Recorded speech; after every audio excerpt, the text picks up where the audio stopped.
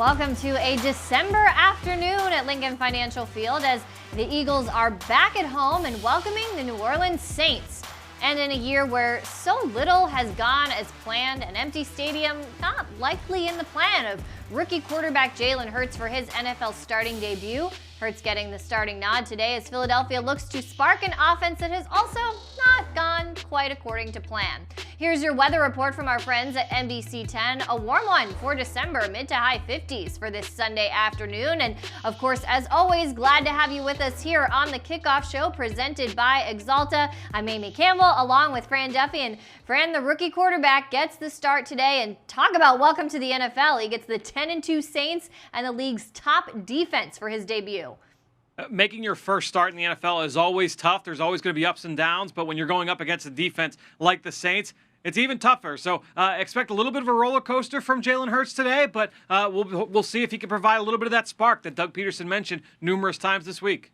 All eyes will be on Philadelphia and on this Eagles offense today. We'll send it back over to Lincoln Financial Field as the players get ready for this one. The warm-ups courtesy of our friends at PA Lottery. And look, you talk about that spark. That was the theme reiterated by coaches and players. Doug Peterson saying on Tuesday when he talked about making this change to this quarterback change for this week. We're not where we want to be as an offense. I looked at the whole thing and decided that for this week, to look for that spark again, to try to get the team over the hump. Wouldn't comment on what that means for the rest of the season, but we are going to see Jalen Hurts today making his debut as a starter. We saw him last week against Green Bay come in the third quarter, do some nice things in that Eagles loss at Lambeau Field. What did you see from him and what are you looking to see today? Well, I saw basically what I expected. You know, I think when you watch Jalen Hurts in college and you watch him so far in the NFL, you were expecting to see a guy that would try and create some things with his legs, and he was able to rush for a couple of first downs. He was able to extend some plays outside the pocket and make some throws on the run. We saw that on that touchdown throw to Greg Ward, but he does need to get better in some certain areas. You'd like to see him execute a little bit better from the pocket, have a better feel of getting to his second and third read in the progression, but that's par for the course anytime you see a rookie quarterback. So, you know, that's kind of the dance you've got to play when you've got one of those guys in there in the starting lineup. That's what the Eagles have today. So you're going to see some good. We're going to see some bad. I'm interested to see ultimately how he comes out in his first start, though. And then the second part of that, Amy, too, I'm interested to see what the game plan looks like here for the Eagles. What will the strategy be with trying to attack this New Orleans Saints defense? Will we see a lot of things that Jalen Hurts is accustomed to running during his days at Alabama and Oklahoma? I'm very anxious to see what the game plan is here today. Well, and the team reiterating this week that whoever is out there at quarterback, they want to win. They're going to support whoever it is, and they're happy for Jalen, and they feel for Carson. So everybody with this message of unity as they move forward. Let's take a look at the offensive starters here for the Eagles, and I feel like I say this every week. It's almost become normal, but it should not be normal. Another offensive line combination, 12 combos in 13 games as Jason Peter elects for season-ending surgery after battling a toe injury for much of the season. Nate Herbig will start at right guard, the rookie Jack Driscoll at right tackle. Not the offensive line we were expecting at the beginning of the season. A lot of young guys in there, Fran, and another challenge for them against a really good defense. Yeah, the only thing that's been consistent has been the lack of continuity along the offensive line, right? I mean, as you mentioned, 12 of 13 games with different starting combinations. I think going up against this Saints defense, that will be a challenge. I'll get to that a little bit later in the show as to why. But ultimately, look, it's going to be all about trying to keep Jalen Hurts in his comfort zone. Do not get into third and longs. You could say that about every single time you take the field as an offense, but especially with a rookie making his first start, you want to try and make life as easy as possible. So it will be a big execution day for this Eagles offense, that's for sure. Let's look at the defensive starters here for the Eagles, and plenty of things to note here as well. But let's first start off with Rodney McLeod, the team's nominee for the Walter Payton Man of the Year. A huge honor, well-deserving. We're going to hear a little bit more from Rodney later in the show in the one-on-one interview with Mike Quick. But let's talk about his matchup today and the matchup for the Eagles secondary, Fran, against a really powerful Saints offense. Yeah, you've got a lot of guys in the passing game that you've got to try and contend with, namely Michael Thomas, who will work inside and outside. Emmanuel Sanders, a proven deep threat in this league. They've got some young guys as well, Traquan Smith, most notably at the receiver core. They've got a veteran field stretcher in Jared Cook at tight end. And then one of the most dynamic playmakers in the NFL in Alvin Kamara with Latavius Murray banging between the tackles. So it's a very well-diversified offensive attack. They can beat you in a lot of different ways. Taysom Hill is really coming along as a passer. This will be his 4th start, and they've entrusted him with executing the offense. It is not going to just be him running around out there and trying to pick up plays with his legs. He is going to throw the football. We saw that last week against Atlanta. It was his 3rd start, and they really kind of opened the playbook up for him a little bit. It's going to be a big challenge here for this Eagles defense because, as I said, they are fine trying to play any kind of game you want to play. If they want to run the football, they're going to try and run it. They've got one of the best offensive lines in the NFL. If they want to throw it, well, they'll drop back and throw it 30-plus times as well. So the Eagles have got to be ready for whatever New Orleans throws their way here this afternoon.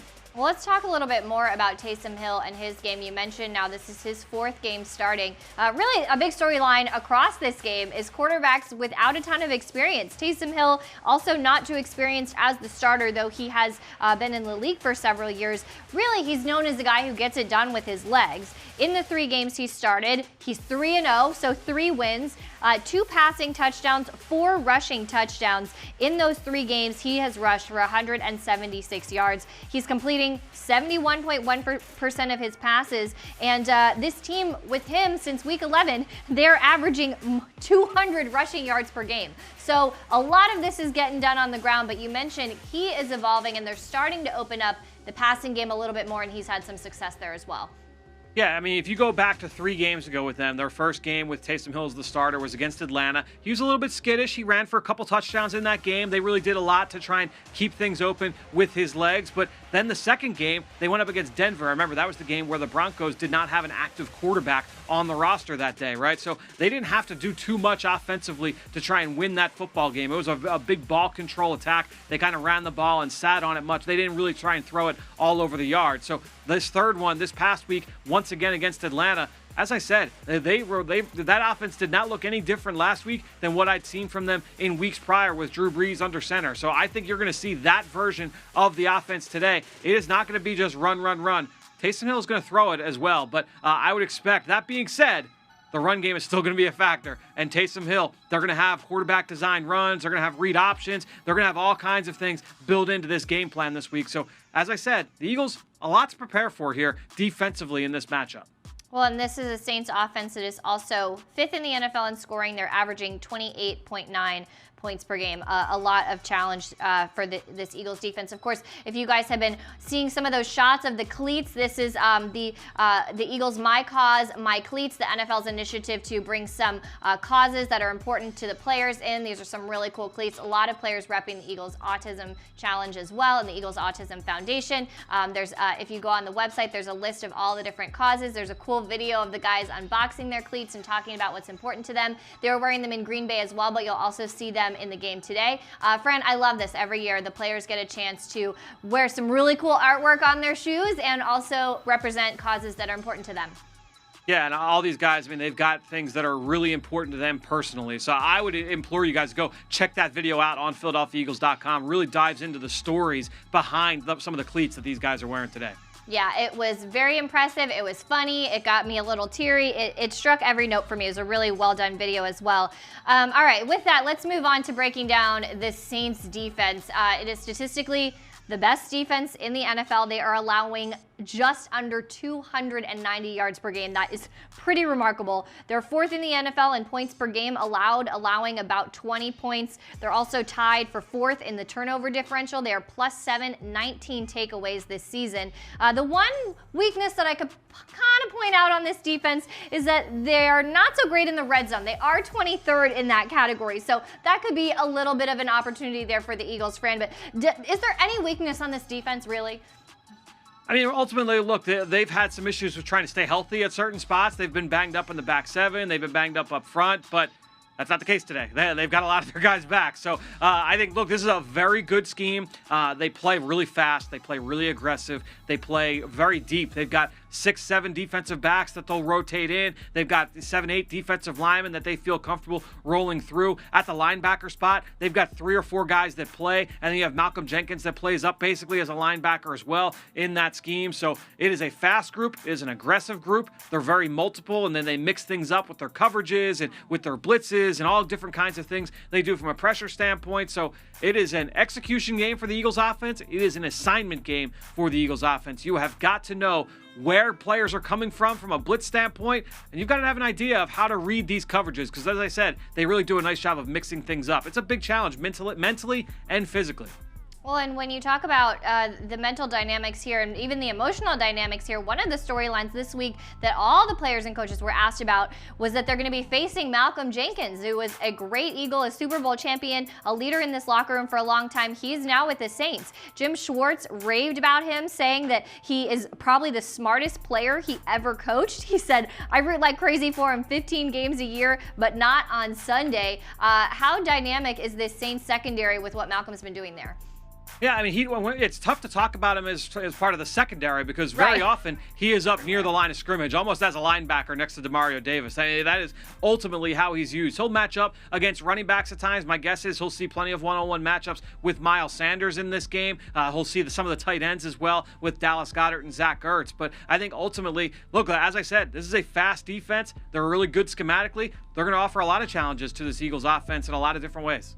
Well, and as we're looking at this offense now, we're seeing Carson Wentz warming up a little bit. And look, Doug Peterson talked a little bit earlier this week about how tough this decision was for him to say that this week Carson's going to be the backup. But he talked about going through something similar himself when he was playing for Andy Reid and how much that adversity really helped him grow. Doug said that he feels like he became a better leader, a better teammate, and that he was able to see the game through a different lens when he went through that experience.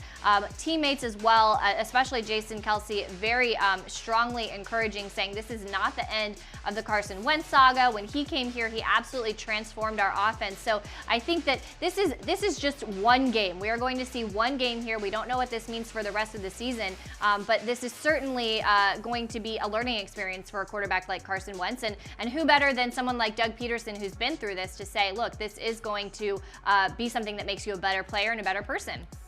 Yeah, I think it's going to just be, it's going to be big for everybody involved, right? I mean, you talk about Jalen Hurts getting his first start. You talk about the dynamic with Carson Wentz kind of taking that step back. It's big for everybody involved. And the next 4 weeks, they're big on a lot of different levels, right? Because the Eagles still in play, unbelievably, for this division at this point. So lots at play here with this Eagles team. And look, everybody's going to have to kind of do their part to make sure things are good moving forward, not just for 2020, but for 2021 as well. So if you're looking at this offense matching up against, look, this Saints defense is very good. There's not a lot of weaknesses on it. Where do you think this team can really attack this defense? Do they just need to come out and assert their will on this defense, or are there certain ways that this defense can be attacked? Well, I mean, look, this is a defense that has not given up a 100-yard rusher since the Eagles' Super Bowl year in 2017. That's pretty They wild. are very, very good against the run. That being said, you have to play into what your strengths are as an offense. You've got to do things that make Jalen Hurts feel comfortable, because that is your best avenue to try and win the game. Now, us on the outside, we don't know what makes Jalen Hurts feel comfortable, right? We can guess, we can try and project that, but the coaches know, the players know, hey, this is what Jalen feels comfortable running. That's how they're going to try and play this game. Whatever we see them do, that's what they've kind of come to an agreement and said, okay, Jalen, what makes you most comfortable? This is how we're going to try and play. So if that means he's going to be in the shotgun and empty and running around and doing all kinds of things with his legs, that's what they'll do. If that means they're going to try and line him up under center and hand the ball off to Miles Sanders 25 times, that's what they'll do. If it means he's going to be lined up in the shotgun next to Sanders and they're going to run all kinds of read option plays and RPOs and try and get him out in space and make defenders wrong, then that's what they'll do. But ultimately, it all comes back down to that one theme. What is it that makes Jalen Hurts feel comfortable? Because that is the best path to trying to win this game and have success against the Saints defense. You have got to keep the rookie comfortable and confident in his first start. And of course, they talk about, seeing the ball go through the hoop, right? So you want to come out strong. You want to have a couple of completions, a couple of big plays, put some points on the board, and that positive energy that fuels the confidence of the players. You just want to see that ball go through the hoop, how much that provides. One thing I do want to mention, and let's flip to the other side of the ball for the Eagles real quick, and let's talk about this linebacker group, because it's going to be a tough challenge against a Saints team that is dominant on the ground. We talked about Alvin Kamara. We talked about Latavius Murray, and of course Taysom Hill and what he does with his legs. This Eagles front, of course, is very dominant, but the linebacker group, a lot of injuries there, and some new guys rotating in today. Davion Taylor to IR earlier this week. TJ Edwards out this week. The rookie Sean Bradley's getting the start along with Duke Riley and Alex Singleton. The Eagles also signed Joe Bacci off of the Saints practice squad, but because of COVID protocol, he didn't practice. He went through the Saturday walkthrough, and then Rashad Smith. So what do you think about this young group and the challenge that they're going to have today? Yeah, I mean, you're going to have to deal with it from a matchup standpoint individually against Cook and Kamara in space. Kamara has not been as big of a factor through the air with Taysom Hill under center, so that's one thing to keep an eye on. Doesn't mean that they won't throw it to him now, but just something to keep an eye on here for this game. But again, it just comes down to execution. Everybody kind of doing their job with all the different misdirection things that they're going to bring to the table offensively. Defensively, you've got to just do your job, make sure that you're in the right gap, and handle your assignment. Okay, and as we bring it back inside, we thank PA Lottery, as always, for bringing us those warm-ups. And now we check in with another member of our team, Eagles insider Dave Spadaro, standing by. And Dave, it's the biggest storyline in Philly and maybe the NFL this week, the quarterback change from Carson Wentz to Jalen Hurts for today's matchup. Have you seen anything like this in recent Eagles history? Well, certainly you go back to 2008, Donovan McNabb sits for a half, Kevin Cobb comes in, and Donovan was pissed about it, and he wouldn't let the Eagles forget it, and they came back here to Lincoln Financial Field on Thanksgiving and beat the Cardinals, and eventually went to the NFC Championship game. But something of this magnitude, no, not really. I think back to the Randall Cunningham days, and when he replaced Ron Jaworski, and then Rodney Peete came in for Randall, and oh, what a mess it was. But nothing where your franchise quarterback in his 5th season is down for at least one game. So I think it's been an extraordinary week at the NovaCare Complex. The players, as you say, have rallied around both players, and we'll see what kind of result we have today with Jalen Hurts at the quarterback position. But no doubt about it, this is potentially a franchise-altering move. There's so many ways this can go today. Don't downplay just how significant today and moving forward is. The Eagles invested a 2nd-round draft pick in Jalen Hurts. He gets to start today, and if he plays well, we'll find out, because this is something that is just perhaps not one day. This is something that, look, if he plays really, really well, Doug Peterson kind of has no choice. Well, Dave, obviously that's going to be a huge storyline, but what is your big storyline presented by Fox Bet here for this matchup? Well, it's about the Eagles offense and what it looks like. You've talked about it, Fran, with Jalen, who had a lot of input in the game plan. Of course, the starting quarterback always does. And what do they use with Jalen Hurts that maybe they didn't use with Carson Wentz? We think that there'll be some more designed runs, but the fact is the Saints are going to, in my opinion, I believe they're going to crowd the line of scrimmage and dare Jalen Hurts to try to win this game with his arms. So I'd like to see if the Eagles alter things dramatically for Jalen. And I also want to see, Fran, is last week when Jalen came in the game, we saw immediately a jump in energy. We saw receivers create separation. We saw big plays from the wide receivers, one from Rager and one from Greg Ward, something we had not seen in weeks. So what does the offense look like with a quarterback who has a bit of a different skill set? Earlier in the season, Carson Wentz had some designed runs. Those have tailed off quite a bit.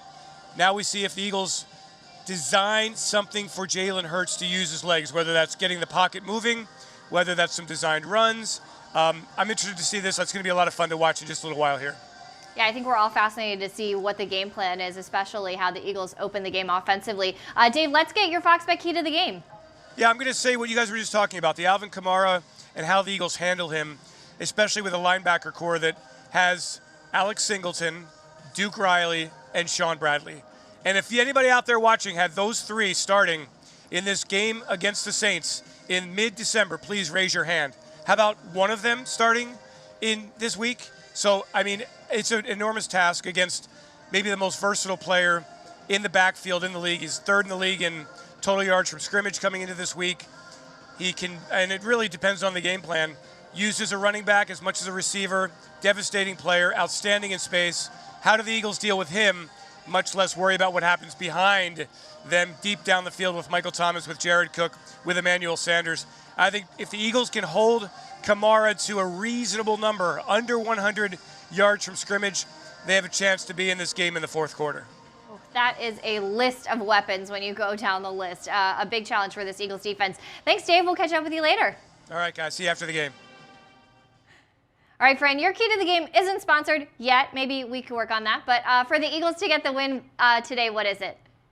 Well, I think the big thing, look, we talked about that matchup, the Eagles offense against the Saints defense. And one thing that they do at a really high level is run different stunts and games with their defensive front. And so really when you just look at that defense, just from an individual standpoint, you look at Cam Jordan and you look at Trey Hendrickson. Those guys have 40 pressures each. David Onyemata, Sheldon Rankin's back from injury. Even the young guy, a former first-round pick in Marcus Davenport. One-on-one, these guys are loads to handle. But then you factor in all the different stunts, whether you see these, end tackle stunts with guys pinning down, guys looping around. These are typically handled by the offensive line. A couple guys handle this. They also run these three-man stunts where you've got defensive linemen coming from the opposite side of the formation. Those are tough to handle as well. Requires a lot of communication, right? But New Orleans, one thing they do a lot, they incorporate their linebackers into their pressure scheme. So Demario Davis, Malcolm Jenkins, those guys will come up, crowd the line of scrimmage. That brings your running backs more into the equation with pass protection. So you look at Miles Sanders here, he might have to step outside and block Davis. He might have to step inside and block Davis. But one of the things they do very well, Amy, is they use their running backs on these stunts. So you see the linebacker come down to pin the offensive lineman, and now a D tackle loops back around on the outside. Somebody's got to be there to pick him up. This requires communication between your running backs and your offensive line. You typically don't see that, right? Especially when you talk about the lack of continuity along the Eagles offensive line, guys going in and out. The communication's already tough between those guys, but now you have to factor in Miles Sanders and Boston Scott and Jordan Howard communicating with those new guys that are seeing the new time together. It's a big task, and so that's something for sure that the Eagles will have to account for, especially on third down in this game. Well, and look, we've talked a lot about this Saints defense and how there's not a lot that they don't do well, but one thing they don't have a ton of experience at this season is facing a mobile quarterback. The most mobile quarterback they faced this season, if I could even say this, is Teddy Bridgewater, and in that game he rushed for about 10 yards. So they haven't really been challenged in this way, and that's not going to be the case this week against Jalen Hurts. And so the Eagles need to keep this Saints defense honest by utilizing the read option. It's something that Miles Sanders talked about earlier this week, how excited he is to be doing this with Jalen Hurts, how electric Miles is with his legs, how electric Jalen is with his legs. They can force the Saints defense into some tough decisions there, force them to commit one way and possibly be going the other way. So it is the #1 defense in the NFL. Not a lot of weaknesses there, but if you can force them into some tough decisions, you may see some of those plays break open. All right, it's time to head back to Lincoln Financial Field to check in with Merrill Reese and Mike Quick for their players to watch in today's matchup. Amy, it is a beautiful afternoon here at Lincoln Financial Field. Mike Quick, who is your Eagle to watch?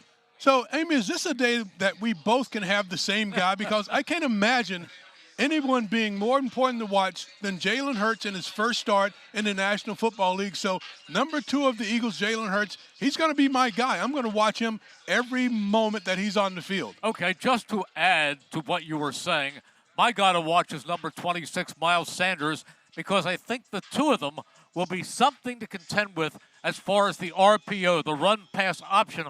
I think the mobility of Hurts could spring Miles Sanders. Okay, Amy, back to you. I swear we did not plan to say the same kind of thing, but I always feel really smart when guys like that agree with me. This week, the Eagles surprised safety Rodney McLeod when Jeffrey Lurie told him he is the team's 2020 nominee for the Walter Payton Man of the Year, an award that recognizes outstanding community service off the field and excellence on it. Anyone who's paying attention knows that Rodney is well deserving of this honor and should not be surprised how much it meant to him. He shares more in this one-on-one interview with Mike Quick, presented by Pondla Hockey. Rodney, thanks for joining us. First of all, congratulations on your nominee for Walter Payton Man of the Year. I saw a video. Tell me about the video, the official announcement from Jeffrey Lurie where you were pranked.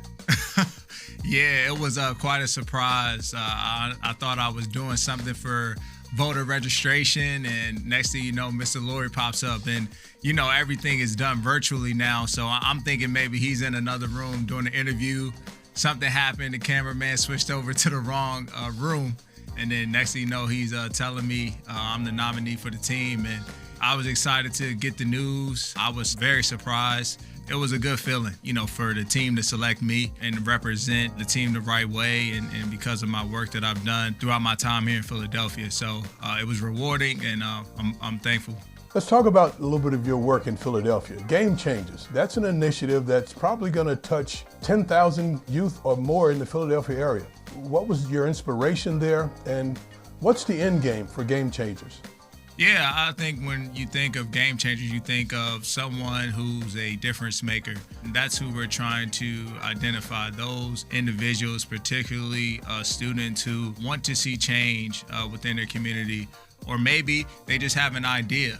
And we're there to now help them manifest that idea and bring it to life. We've have 3 initiatives a part of Game Changers. There's the 60 Seconds of Change videos where students are able to express where they want to see change in their community, whether it's gun violence, whether it's education equality, racism, police reform, mental health. We're aiming to touch a lot of kids in the Philadelphia region, and hopefully this just becomes kind of the model, and we can take this across the nation.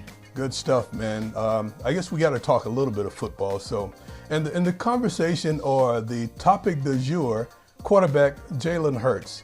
So he's prepared the defense each and every week for the opposing quarterback and that offense. From that, what have you seen from him, and what can we expect?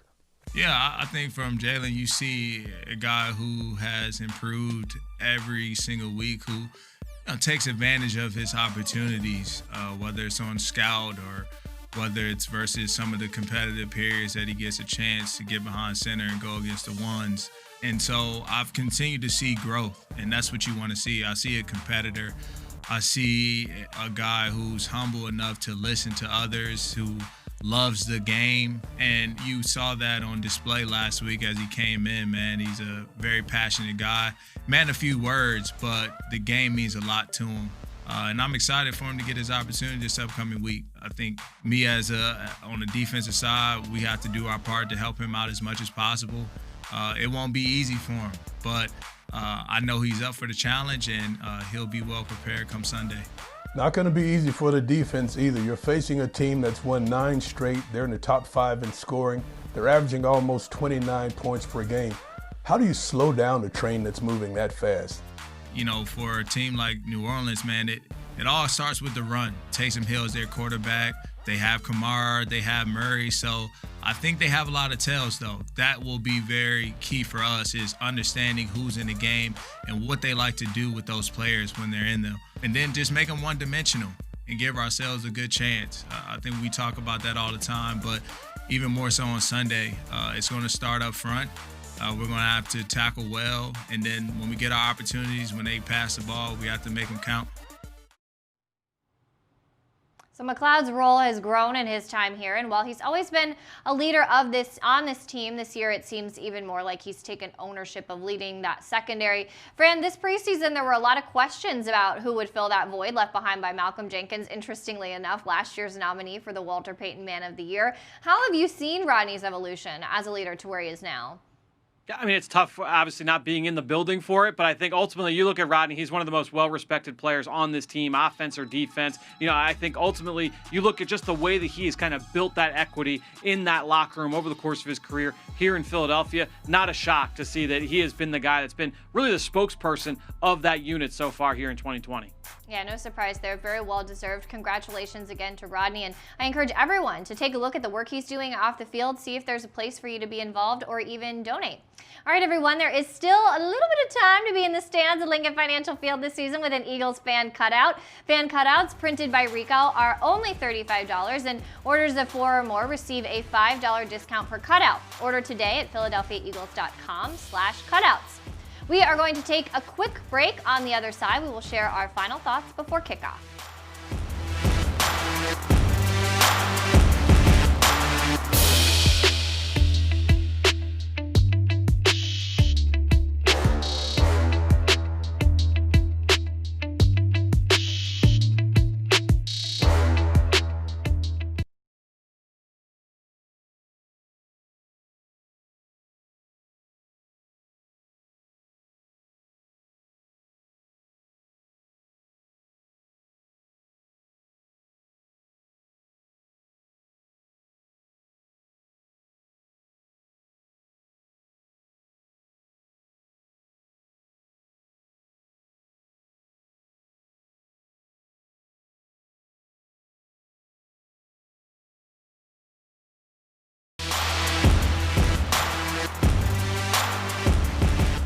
Philadelphia Eagles and Axalta Coating Systems have built a roster of all-pro teachers. Go to philadelphiaeagles.com/Axalta All-Pro Teachers to view this year's list of outstanding recipients.